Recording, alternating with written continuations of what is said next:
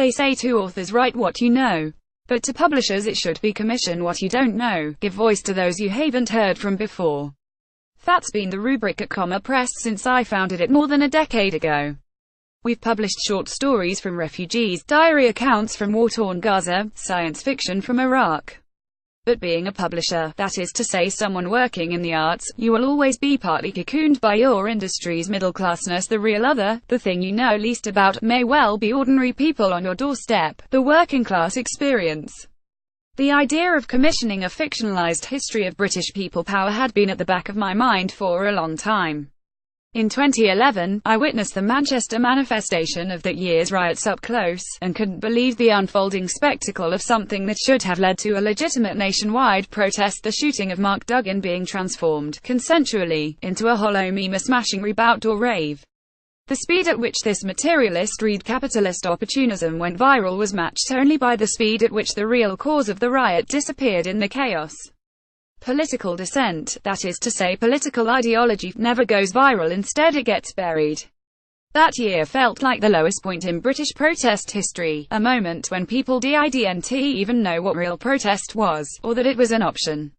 Another trigger was a demonstration in Manchester on the 29th of September 2013. It was a rally to protest against proposed NHS cuts and creeping privatisation measures being brought in without parliamentary approval. Well over 50,000 people marched through the streets that day, one of the largest demonstrations in the city's history. But BBC News that Sunday evening didn't give it a minute's airtime. If someone had worn a balaclava and thrown a Molotov, they might have, but 50,000 peaceful protesters doesn't compute in the language of modern news. Instead, the march got a passing mention, as a bit of background colour to the main story of the night, the preparations for the Conservative Party conference. These two events bugged me for a long time. The media's role in both, hysterically following the rioters, patently ignoring the peaceful protesters, seemed to be symptomatic of a new culture of news that distanced the already marginalized, and patted itself on the back for being so sycophantically close to the centers of power. Posters campaigning for justice for Mark Duggan outside the Royal Courts of Justice. Photograph Ollie Scarf Getty Images. I began by building a list, first of protests that I did know something about. My granddad had stood with a Jewish community on Cable Street. My dad had been arrested in Grosvenor Square. Then, in the process of talking to experts on these events, I started asking about other protests, ones I didn't know anything about. When the list was eventually ready, and presented to the authors, they too gravitated to what they didn't know. Maggie G had never heard of May Hobbs' night cleaners' strike of 1972. Laura Hurd knew nothing of the Radical War of 1820. Holly Pester was new to the Midland Revolt of 1607, but each was drawn to the possibilities of an untold history.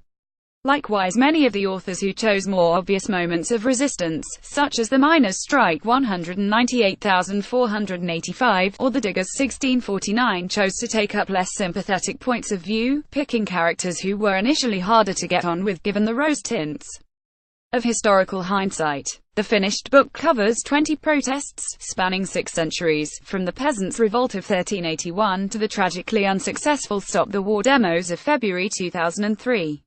It took 4 years to put it together. Only towards the end did I find myself delivering a book that was suddenly timely, in a year of anti-Trump demonstrations worldwide, and Corbyn rock concerts in Britain. Who knew the idea had germinated in a fallow period, a protest low season? But why fictionalize this history? Surely what we need in the age of post-truth is a bit of good old-fashioned truth. For one, fiction can fly under the radar of those who would manipulate the past for non-fictional ends. It comes out with its hands up, confessing its falsity. More importantly, fiction sidesteps identity politics, that monstrous but inevitable byproduct of free news.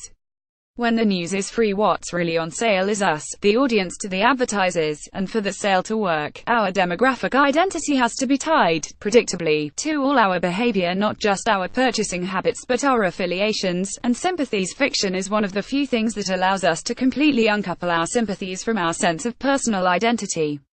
We can sympathize with those we don't identify with, we can connect with the unfamiliar, we can take the other's side. Protest Stories of Resistance, edited by Ra Page, is published by Comma Press.